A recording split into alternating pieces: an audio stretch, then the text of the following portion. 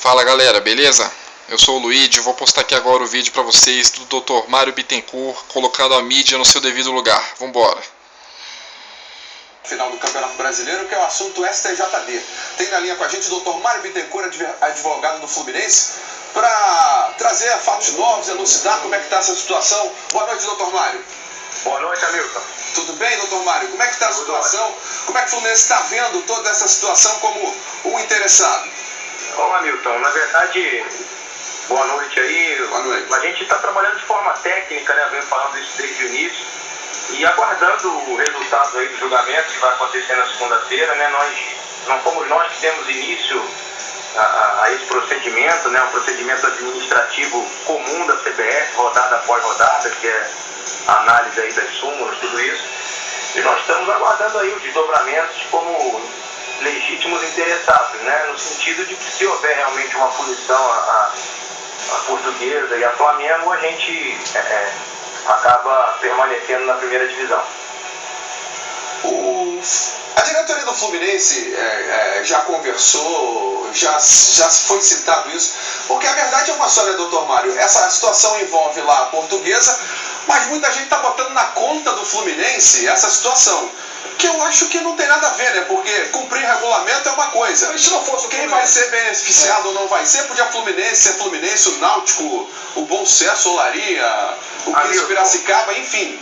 Eu acho que isso não tem nada a ver, mas muita gente vai colocar na conta do Fluminense essa situação. Hamilton, na verdade é uma inversão de valores imensa, né, com relação a tudo isso, né? Porque existe um regulamento do campeonato, existe um CBJD, uma legislação que está em vigor aí há 10 anos, todo mundo sabe, todo mundo conhece, sabe como funciona, né? E eu vou te dar dois exemplos, eu costumo dar exemplo com situações semelhantes, idênticas. Nós tivemos um caso no campeonato nosso, o Felipe, nosso atleta, foi punido numa sexta-feira, na véspera do Fla-Flu. Pegou 2 partidas no mesmo artigo que o Everton, estava denunciado inclusive por ofensa como estava o Everton, foi desclassificado para atitude contra a disciplina desportiva. Pegou 2 partidas, já havia cumprido uma, mas imediatamente levamos o recurso já preparados para o tribunal, imaginando que pudesse haver uma punição. Demos entrada no mesmo dia pedindo um efeito suspensivo. Esse efeito foi negado para nós e o Felipe não atuou contra o Flamengo, nós perdemos o jogo por 1-0. Era o único atleta que nós tínhamos em condição de atuar no meio-campo naquele dia, que fosse meia de ligação. Jogamos com 4 volantes, perdemos o jogo e é isso. Esse argumento, com todo respeito, pueril de que o jogo tem que ser decidido no campo.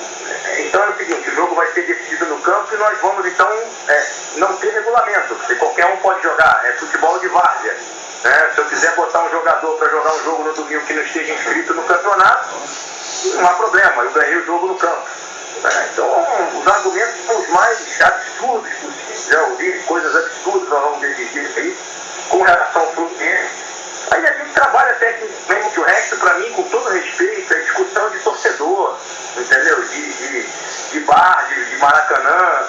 A nossa discussão é técnica, existe um regulamento, ele deve ser cumprido por todos os clubes, e as pessoas ficam remontando ao passado, e também não teve a participação do Fluminense. Em 1996, houve um escândalo que apareceu no programa mais visto no domingo na televisão brasileira. Esse programa denunciou um esquema lá na arbitragem, né? Então, na verdade, não se rebaixou ninguém em razão disso. Em 97, o Fluminense caiu para a segunda divisão, jogou a Série C de 1998, caiu para a Série C, jogou a Série C, foi campeão da Série C, e em razão de um outro problema na Série A, alheio à vontade do Fluminense, o caso Sandro Hiroshi, né, em que tiraram os pontos do São Paulo pelo jogo que ele havia vencido por 6-1 o Botafogo, né? As pessoas têm uma memória muito curta, né? Tiraram pontos do São Paulo naquela época por um jogo que ele havia vencido por 6-1, né? Esses pontos foram revertidos ao Botafogo e o Gama ajuizou uma ação na Justiça Comum e impediu a realização do Campeonato Brasileiro no ano seguinte, o que acabou gerando a Copa João Avelange onde o São Caetano, que era da Série B, chegou à final contra o Vasco para a Copa Libertadores. Eu gostaria de saber aonde está aí a participação do Fluminense em quaisquer desses casos que eu relatei para você. Como agora, eu queria saber qual é a participação do Fluminense nesse caso agora. Algo que acontece corriqueiramente no Campeonato Brasileiro, das séries A, B, C e D.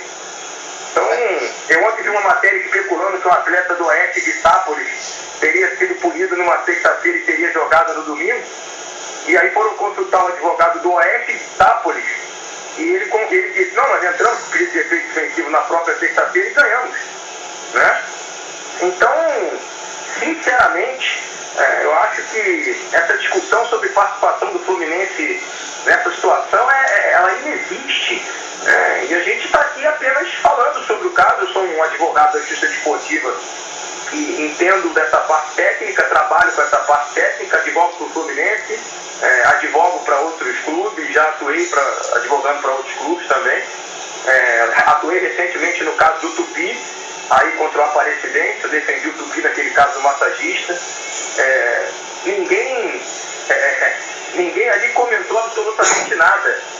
Então, é isso, assim. Mário. Oi, foi não. Mauro Júnior falando, tudo bem? Tudo bom, Mauro? Eu concordo com as suas observações em relação aí a como o Fluminense voltou para a Série A e tal, porque isso tudo depois partiu do torcedor. O torcedor fala o que quer, o torcedor rival fala o que quer também, enfim, o Fluminense disputou a competição, ponto, passou. Eu quero entender o seu procedimento legal disso tudo, porque a confusão que foi armada entre a Portuguesa foi o seguinte, que a Portuguesa contratou um advogado, né, no caso, vamos supor, para exercer o mesmo papel que o seu para acompanhar o julgamento. E depois que o Everton, ele teve que, houve a condenação, até o Everton tinha que cumprir o jogo, a obrigação, só para você me esclarecer isso, do advogado é comunicar o clube, mas não só verbalmente, também textualmente, não é isso? Só para entender. Esse é um procedimento legal, né? Mauro, isso é uma relação entre cliente e advogado, tá? O artigo é claríssimo, o 133 do CPJD, se você for ler, ele é claríssimo. Sendo intimado para a sessão de julgamento, tá? Estando intimado, e a Portuguesa esteve presente no julgamento através do seu advogado, obviamente, independe inclusive da presença do procurador ou da parte. Então ela recebeu a intimação, compareceu ao julgamento. A partir daquele momento, aí não vamos discutir se cabe uma ação da Portuguesa contra o advogado ou se cabe uma ação do advogado contra a Portuguesa na esfera civil.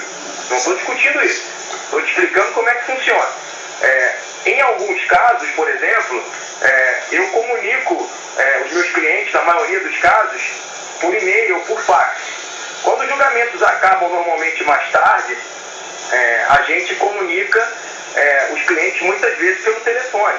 Tá? Então, é algo absolutamente normal, tá? Comunicar pela forma que as partes determinam que se comunique. Então a obrigação do clube é saber, né? A obrigação do clube então é saber, né? O clube tinha que saber. Ele está representado no tribunal. Então, assim... É a mesma coisa que eu botasse o Felipe no campo contra o Flamengo e depois o Fluminense desse a seguinte declaração: olha, o Mário Bittencourt não me ligou para avisar.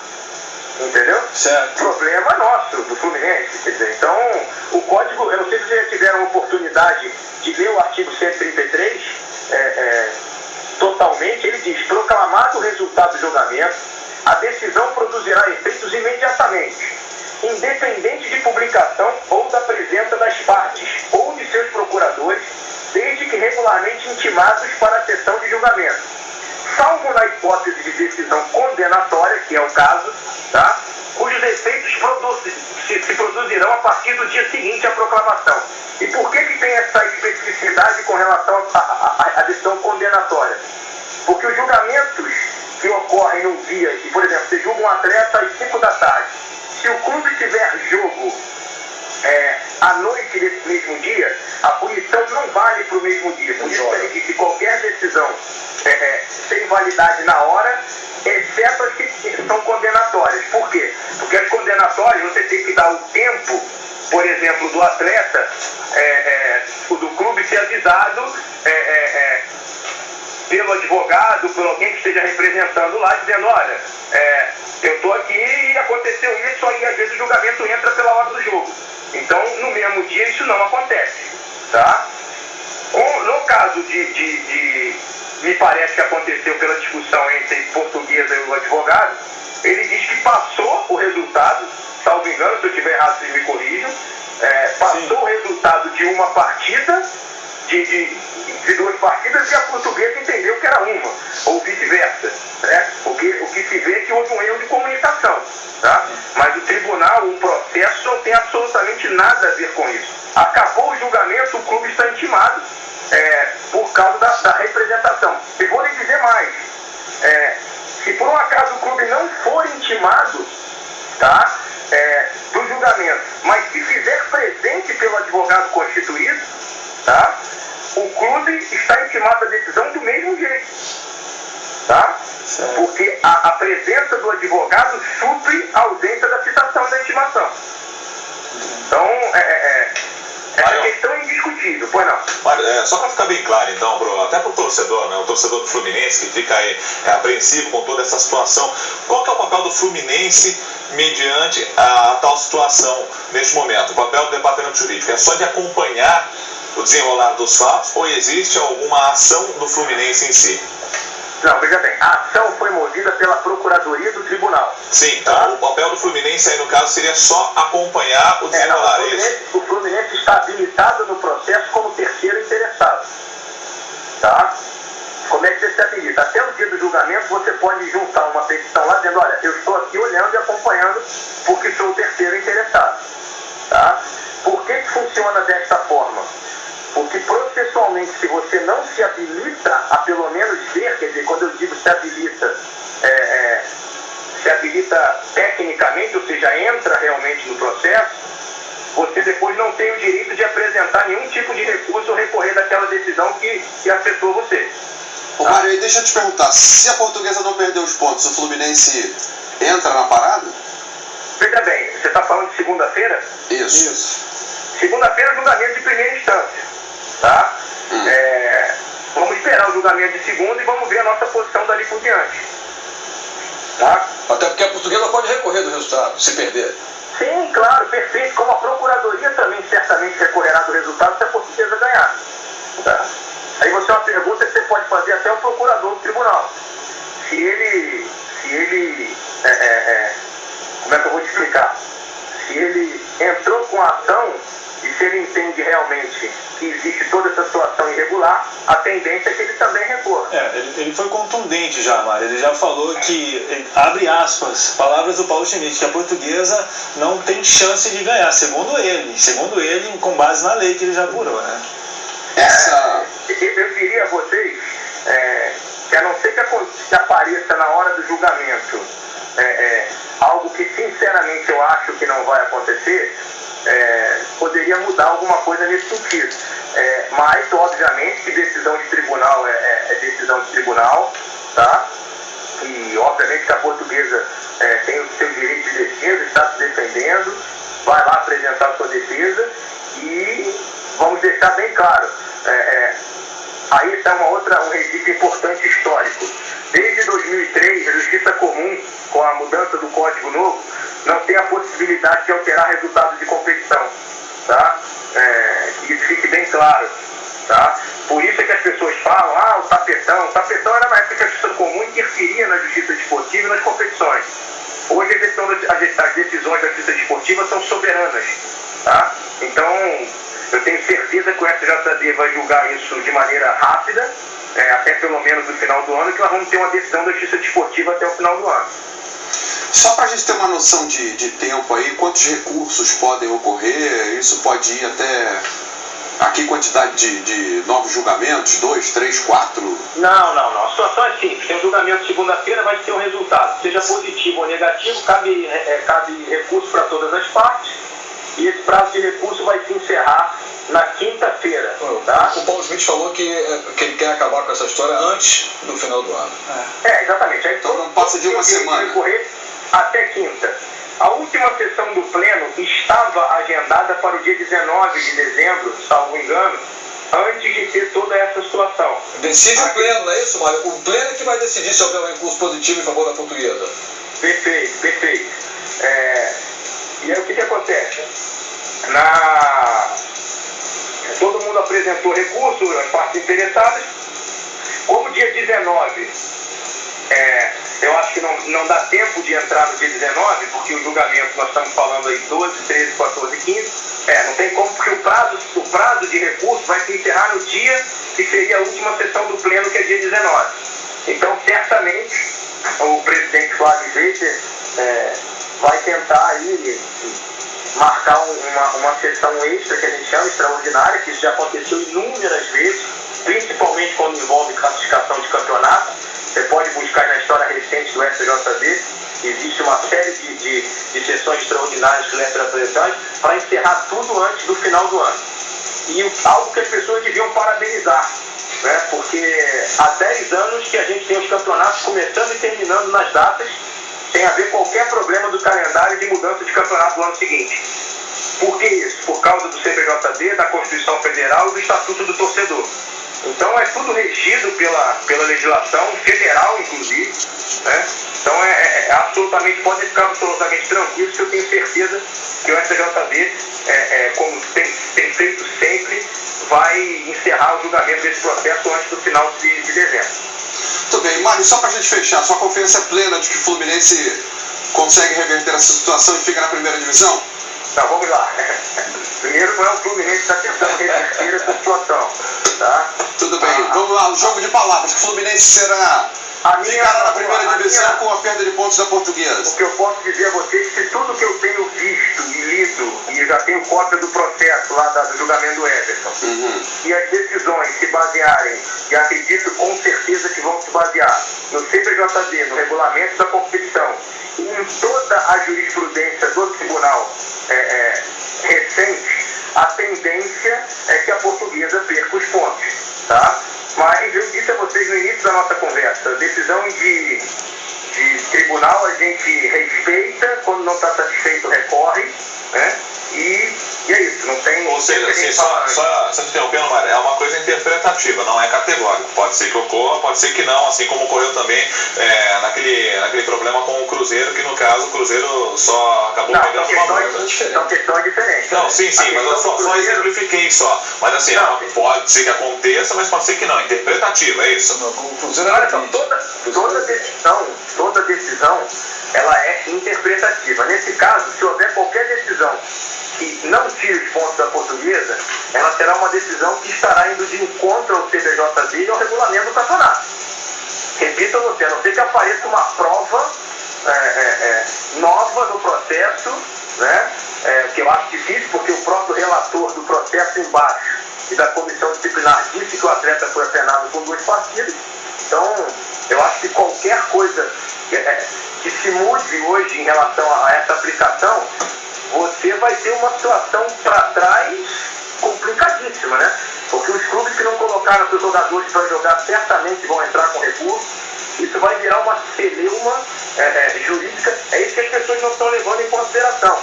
Você vai ter clube que de repente está ali na boca da zona do rebaixamento, ou que está ali brigando por Libertadores, que vai dizer o seguinte: olha, meu atleta foi condenado, não jogou, eu perdi o jogo, me senti prejudicado. Aí, meu amigo, você vai ter 19 ações novas a partir desse resultado. Então eu acho que é bastante complicado, como eu citei para vocês o caso do Felipe. A gente não estou dizendo que o Fluminense está pensando nisso, muito antes pelo contrário. Estou dizendo a você que se corre o risco de uma decisão contrária a tudo que já se decidiu em casos idênticos, a você ter uma enxurrada de ações dizendo que os clubes se sentiram prejudicados. Vamos aguardar, né? Exatamente. Nós temos que aguardar, não tem jeito. Por isso é que nós estamos olhando o processo tecnicamente e aguardando o julgamento segunda-feira. Obrigado, Mário Bittencourt, advogado do Fluminense. Tá aí, galera. Deixa aqui meu salve pra galera da comunidade. Um abraço e doa quem doer, hein? Flusão na Série A em 2014. Um abraço, galera.